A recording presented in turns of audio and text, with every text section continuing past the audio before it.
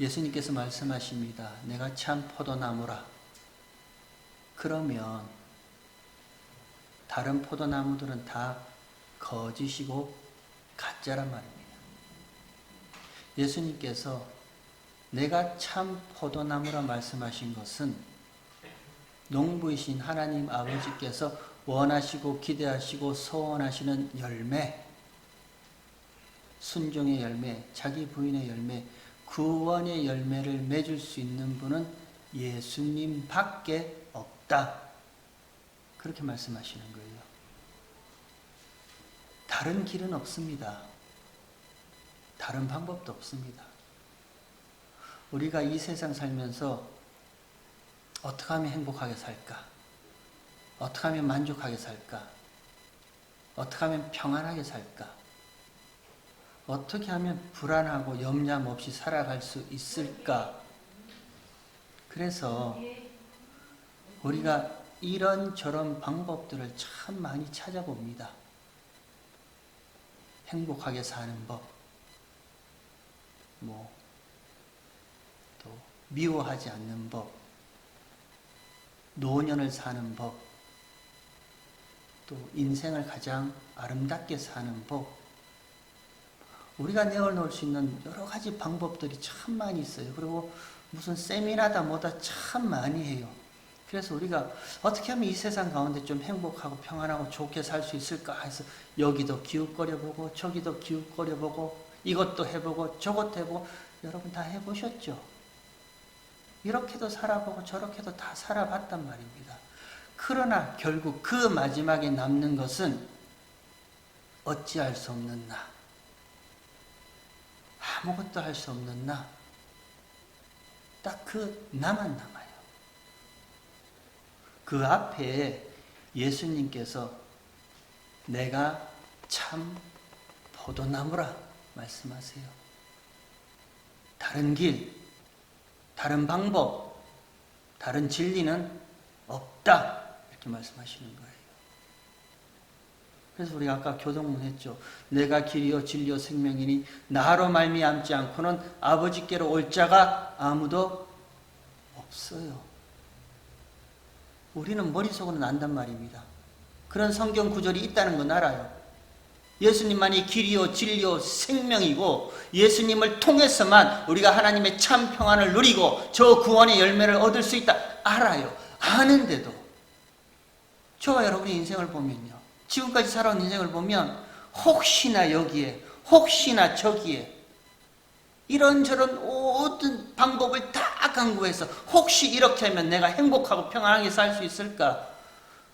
없어요. 다른 길은 없습니다. 세상 사람들이 말하는 어찌 산에 오르는 길이 한 길밖에 없으리요 여러 길이 있지 않는, 아니요, 한 길밖에 없습니다. 예수님밖에 없습니다.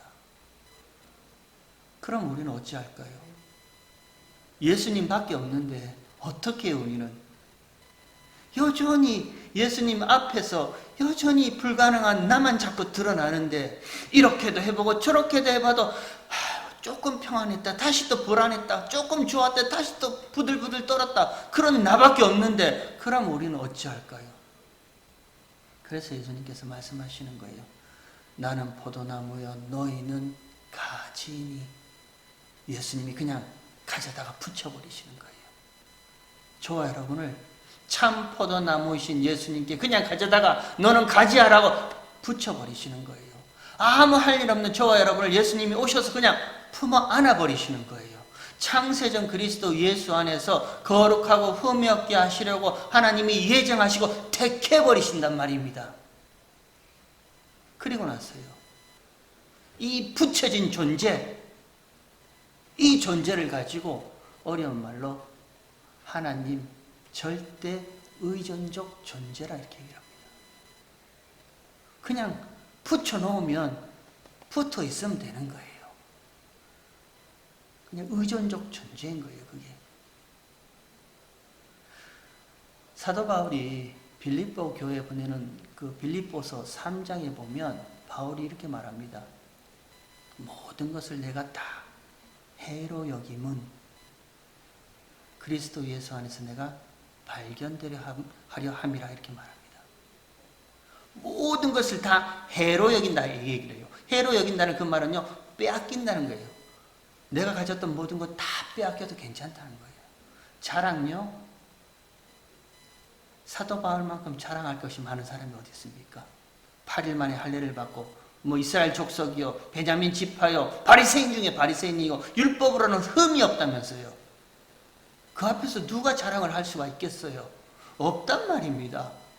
근데 그 자랑 많던 사도 바울이요, 예수님을 만난 이후에, 예수님이 그를 찾아오시고 품어주신 이후에요, 바울의 고백이요, 내가 그리스도 예수 안에 발견되기 위해서는 모든 것을 다 해로 여기고 다 배설물로 여겨버린다 이렇게 말해요. 그걸 반대로 얘기하면요, 하나님께서 이런 내가 예수 안에 있다라는 것을 알게 하시기 위해서는 내가 그동안 자랑했고 가졌던 모든 것을 다 빼앗아 버린다 할지라도, 다 배설물처럼 여긴다 할지라도 예수 안에 있는 내가 발견된다면 나는 그거 하나님께 감사한다. 바울의 고백입니다. 그걸 예수님께서 누가복음 12장에서 이렇게 말씀하세요. 그 사람의 생명이 소유의 넉넉함에 있지 않다. 예수님이 그렇게 말씀하세요. 누가복음 12장에 예수님께서 한 부자 비유를 말씀하시면서요, 그 부자가, 야, 내 영혼아, 내가 이렇게 많이 모아놨으니까, 자, 한 해 동안 쓸 물건을 이렇게 많이 갖다 놨으니까 내 영혼아, 편히 먹고 편히 마시고 편히 쉬고 편히 놀자. 거기에 하나님께서 오늘 밤 네 영혼을 데려가면 그 나머지 것은 네가 누구의 것이 되겠느냐? 예수님 그렇게 말씀하세요. 그리고 그 다음 하신 말씀이요, 그 생명이 그 소유의 넉넉함에 있지 않다 합니다. 그럼 어디에 있는데요? 예수님께 있죠. 예수님께 있는 거예요. 우리는요, 나의 생명이 그 넉넉함에 있었으면 참 좋겠다 생각합니다. 넉넉함에 있었으면. 근데 하나님께서 어리석은 자야, 오늘 밤에 네 생명을 내가 가지고 가면 그 소유의 넉넉함이 네 것이 되겠느냐? 생명은 거기에 있는 것이 아니라 오직 부활하시고 영원한 생명을 가지신 예수님께만 있다. 그러니 그 소유를 채우려 하지 말고 네 안에, 저와 여러분 안에 예수로, 말씀으로, 하나님으로 채우도록 해, 그 말씀해 주시는 거예요. 여러분, 그게 충만입니다. 그게 부요함이에요. 그게 세상 가운데요, 충만한 자의 모습이고, 그게 세상 가운데 부요한 자의 모습이에요. 아무리 아무것도 없다 할지라도요, 아무리 우리가 뭐 이렇게 연약하고 그냥 무명하다 할지라도요, 예수가 내 안에 채워진 자는 세상에 모르는 충만함이 있는 거예요. 그는 이 세상 가운데요, 사람이 알지 못하는 부요함으로 살아가는 거예요. 그 얘기를 오늘 본문에 예수님께서 본문에 이렇게 다시 한번 어렵지만 설명해 놓고 있습니다. 오늘 본문에 보면요, 예수님이 이렇게 말씀하십니다. 8절에 너희가 과실을 많이 맺으면 내 아버지께서 영광을 받으실 것이요 너희가 내 제자가 되리라. 제자 얘기를 하세요. 그리고 9절에 아버지께서 나를 사랑하신 것 같이 나도 너희를 사랑하였으니 나의 사랑 안에 거하라. 사랑 얘기를 하세요. 그리고 12절에 내 계명은 곧 내가 너희를 사랑한 것 같이 너희도 서로 사랑하라는 이것이니라. 계명 얘기를 하세요. 그리고 14절에 너희가 나의 명하는 대로 행하면 곧 나의 친구라. 친구 얘기를 하세요. 여러분, 너무 복잡하지 않습니까? 예수님께서 나는 참 포도나무에 너희는 가지라. 내가 너희 안에, 저가 내 안에 거하면 너희는 많은 과실을 맺는다. 끝! 여기서 끝내버리면 돼요. 더 이상 할 말 없어요. 예수님께서 참 포도나무라, 하나님이 원하시는 열매를 맺는 자는 나밖에 없다, 예수님밖에 없다. 근데 내가 너희를 갖다가 내 가지로 접붙여서 붙여버렸다. 이제 나의 열매는 너의 열매다. 우리 그것만 알면 되는 거예요. 근데 그 말씀 이후에 15장의 내용이 얼마나 복잡하고 긴지 몰라요. 너희가 과실을 많이 맺으면 내 아버지께 영광을 받으리라. 그러면 너희는 나의 제자가 되리라. 이렇게 말씀하세요. 제자 얘기를 하세요. 그리고 내가 너희를 사랑과 같이 나의 사랑 안에 거하라. 사랑 얘기를 또 하시네요. 그리고 나의 계명은 이것이니 내가 너희를 사랑과 같이 서로 사랑해. 계명 얘기도 하세요. 그리고 마지막에 나의 명하는 대로 행하는 자가 곧 나의 친구라. 친구 얘기도 하세요. 그 다음에는요, 미움 얘기도 하세요. 세상이 너희를 미워하면 미움 얘기도 하세요. 제자, 사랑, 계명, 친구, 미움. 왜 이렇게 긴 얘기를 하시는가? 이 복잡한 얘기를 오늘 제가 좀 간단하게 정리를 하고 오늘은 마치도록 하겠습니다. 먼저요, 친구. 아까 또 찬양했죠. 하나님의 친구라. 친구 얘기를 하세요. 너희가 나의 명하는 대로 행하면 곧 나의 친구라. 예수님의 친구라 말씀하세요. 그러면 예수님의 친구의 개념은요, 예수님께서 어떤 자를 두시고 친구라 하시는데요. 예수님의 친구의 개념은요, 그것이 여기 13절에 있습니다. 13절에 보면요, 사람이 친구를 위하여 자기의 목숨을 버리면, 이렇게 되어 있습니다. 예수님께서 친구라 부르신 그 친구의 개념은 자기 목숨을 버리는 자예요. 원어 그대로 직역해보면 자기의 목숨을 그 앞에 둔 자를 친구라 부른다, 이렇게 얘기를 하는 거예요. 예수님의 목숨요, 십자가의 죽으심요, 그 십자가의 생명, 십자가의 죽으심을 그 앞에 요렇게 둔 자를 예수님께서 너 나의 친구다. 그게 예수님의 친구의 개념이에요. 우리처럼 무슨 친구 아이가, 친구 좋잖아, 친구 하자, 마음대로 뭐 친구 맘먹자, 이런 친구의 개념이 아니라 예수님의 죽으심이란 말입니다. 예수님의 그 십자가의 죽으심을 저와 여러분 앞에 이렇게 두시고 그 죽음을 두신 그 자를 예수님이 친구라 이렇게 불러주시는 거예요.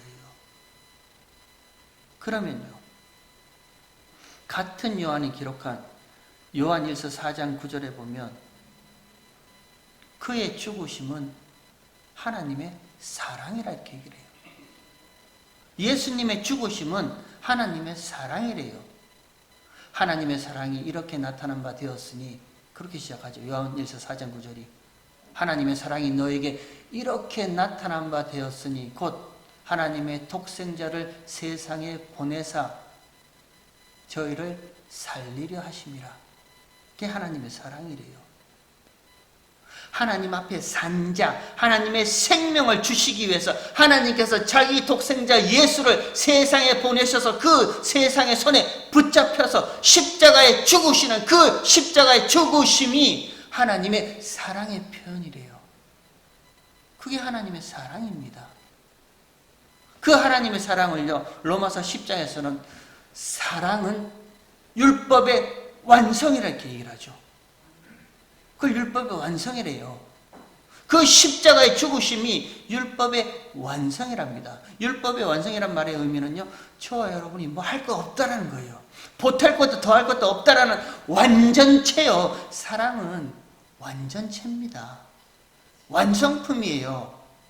나의 계명대로 사랑하라 이렇게 말씀하시니까 그 계명은 우리가 지켜야 할 무엇이구나, 우리가 행하여야 할 무엇이구나 하고 사랑을 하자. 아니요. 하나님의 사랑은요, 완전체입니다. 완성품이에요. 그 사랑에 저와 여러분이 뭔가를 더하거나 보태거나 할 것이 없어요. 하나님의 사랑이 이렇게 나타난 바 되었으니 곧 자기의 독생자를 세상에 보내사 저와 여러분이 하나님의 생명을 주시기 위해서 그 아들 예수를 십자가에 못 박으신 그 죽으심이 사랑입니다. 그 사랑을 율법의 완성체예요. 그렇게 완성체인 그 사랑을 저와 여러분이 그냥 주시는 거예요. 그리고 그 사랑을 받은 우리를 예수님께서 친구라, 그렇게 친구라 불러주시는 거예요. 아무나 친구가 아닙니다. 그러면요, 오늘 보면 12절에 한번 보십시오. 12절에 이렇게 되어 있습니다. 내 계명은 예수님으로 말미암아 완성된 계명, 율법의 완성은 곧 내가 너희를 사랑한 것 같이 너희도 서로 사랑하라 하는 이것이라, 이렇게 말씀하세요.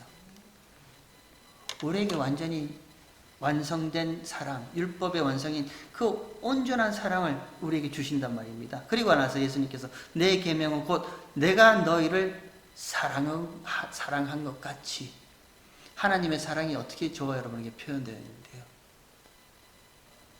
하나님의 사랑이 우리에게 어떻게 나타난 바 되었어요? 십자가의 죽으심이죠. 예수님께서 내가 너희를 사랑한 것 같이, 이 말씀은요, 내가 너희를 위하여 십자가에 죽었다라는 거예요. 그게 사랑의 표현이잖아요. 그게 사랑의 완성체잖아요.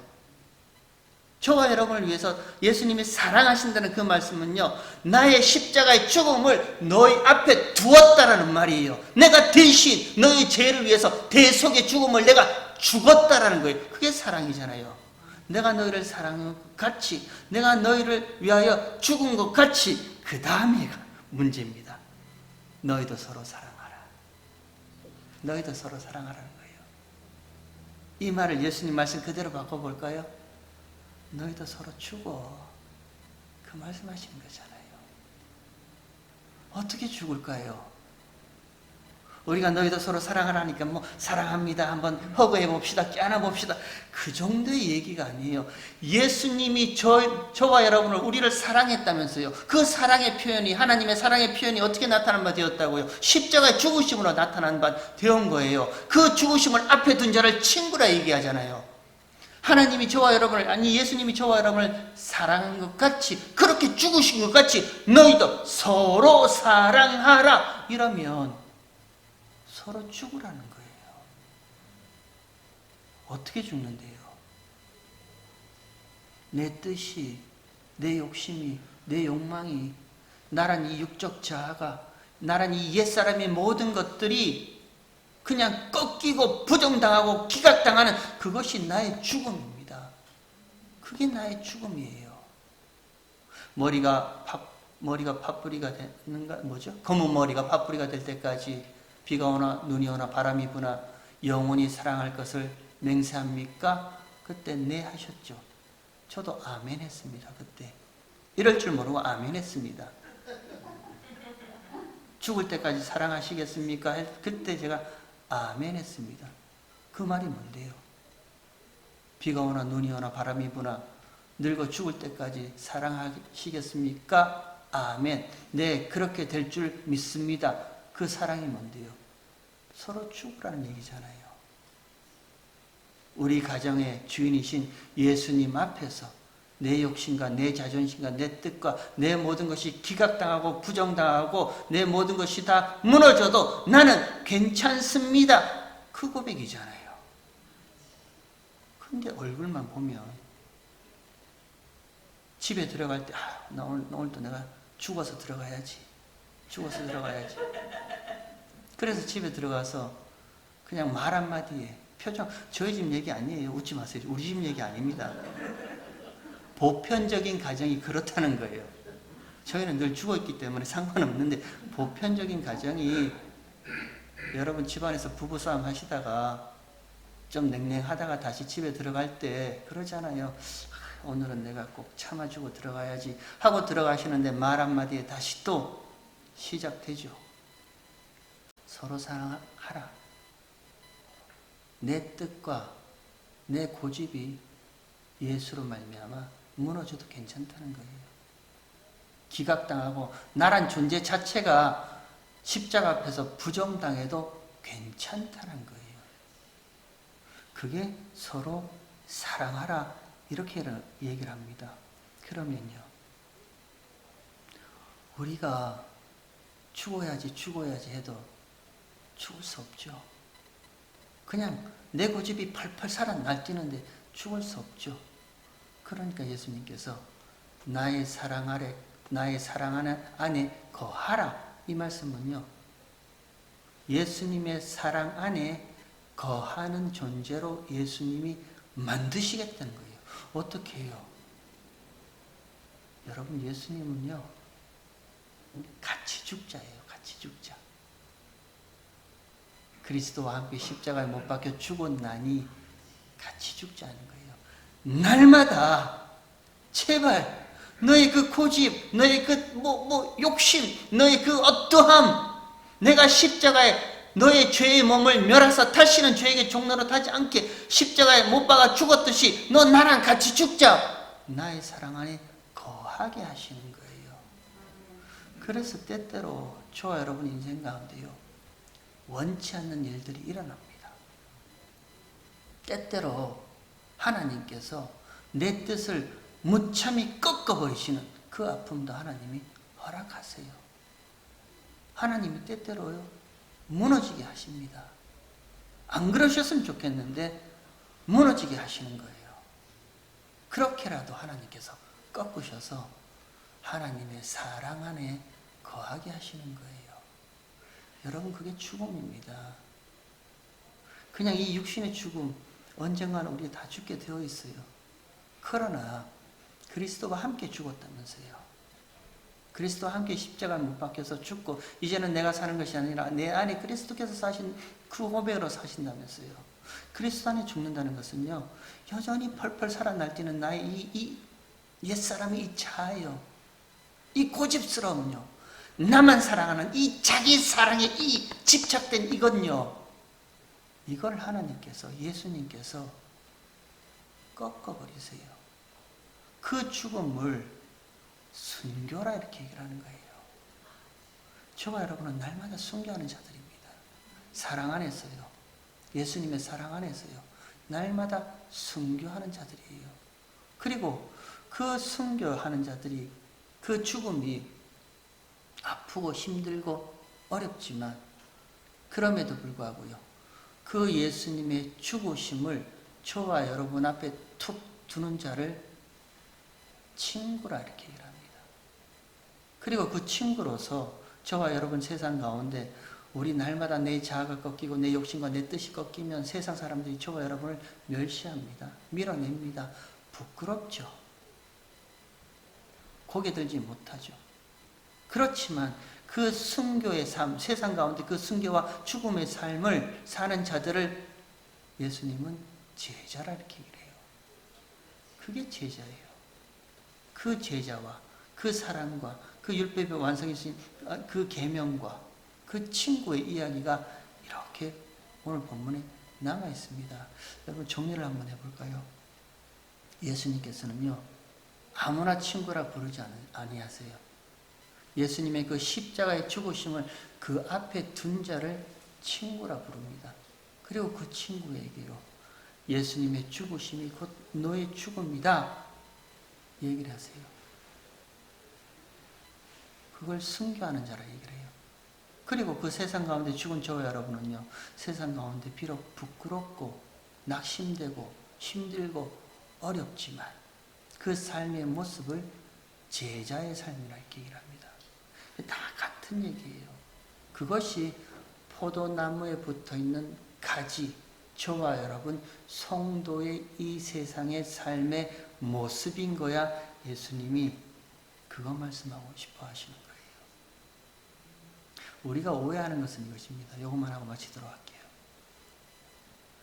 예수님께서, 참 포도나무이신 예수님께서 저와 여러분을 가지로 그냥 붙여버리셨어요.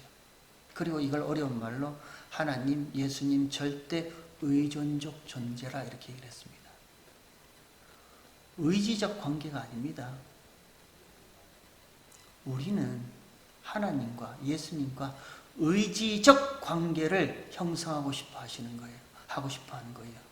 의지적 관계예요.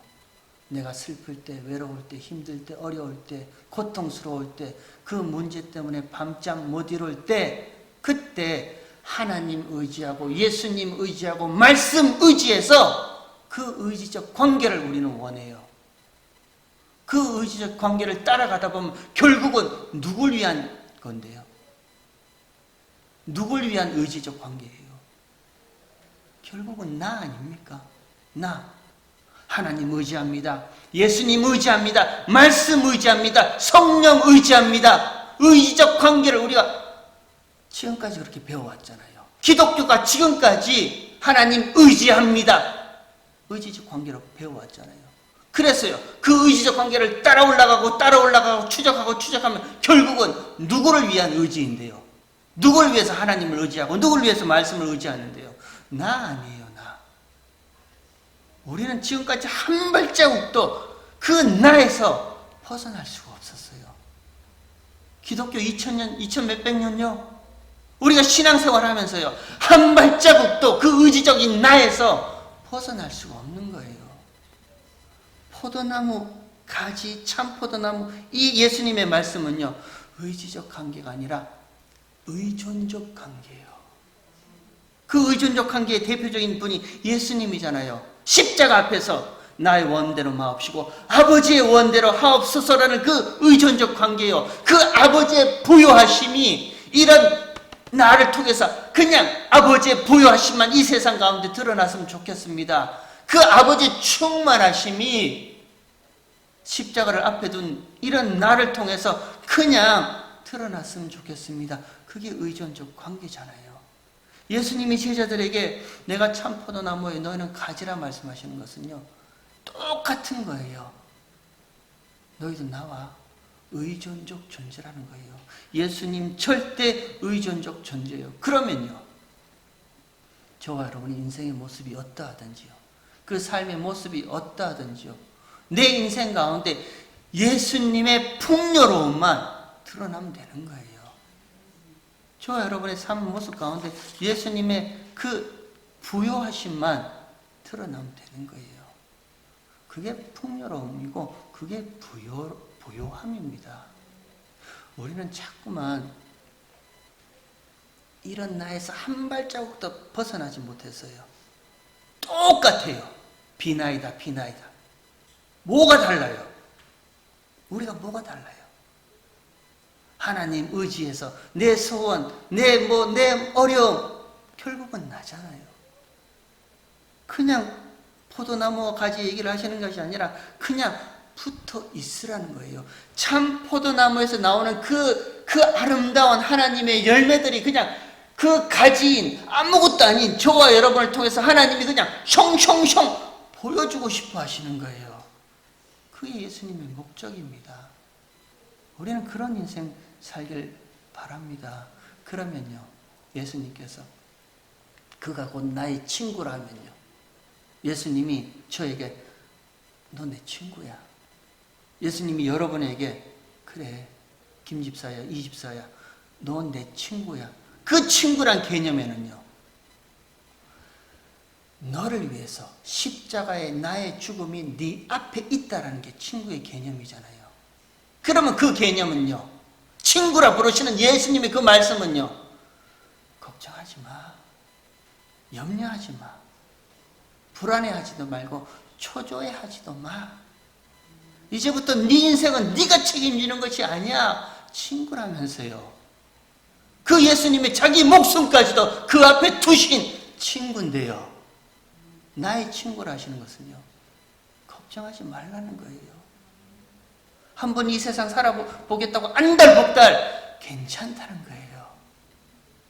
친구이신 예수님께서 내가 책임진다, 내가 인도한다, 내가 이끈다. 그러니 너 염려하지도 말고 걱정하지도 말고 불안해하지도 마. 얼마나 좋아요. 예수님이 저와 여러분을 그런 친구로 불러주신단 말입니다.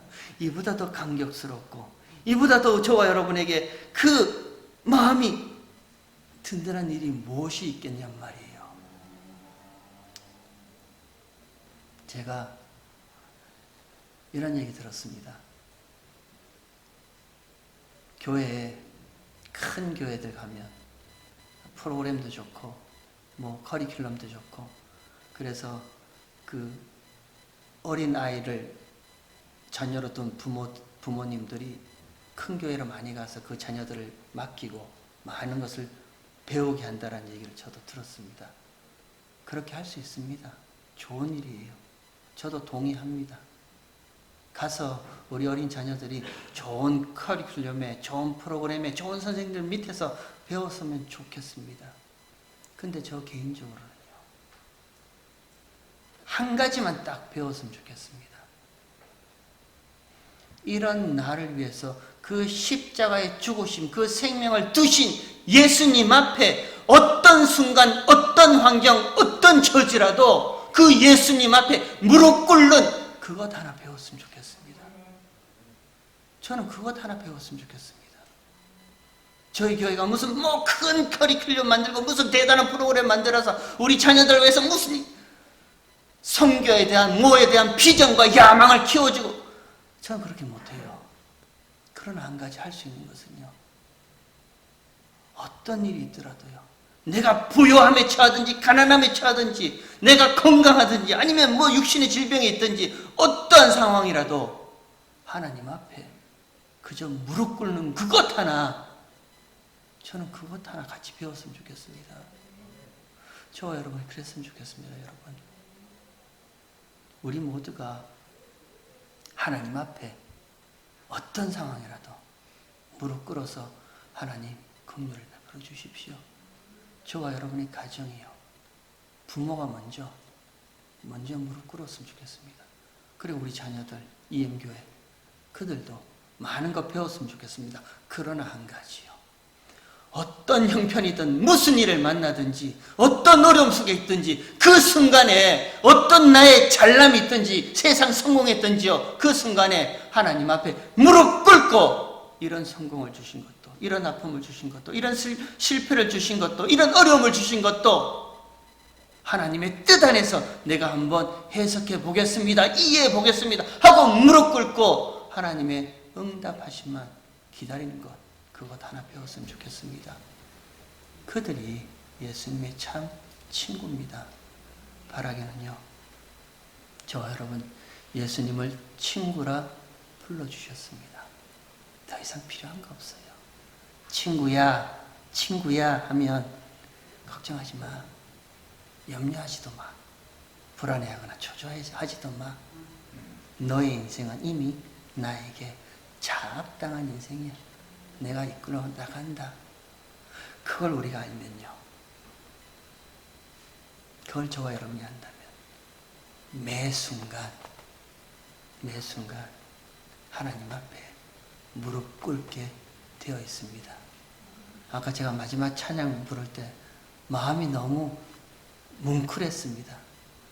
우리 서로 사랑 안에서 서로 참고 서로 인내하고 서로 감싸주며 그거를 사랑의 종소리가 우리 가운데 흘려 퍼진다, 그 찬양했죠. 서로 죽는 거예요. 예수 안에서 내가 죽는 거예요, 같이. 그런 사랑이 넘치는 저와 여러분의 인생 되기를 주의 이름으로 축원합니다.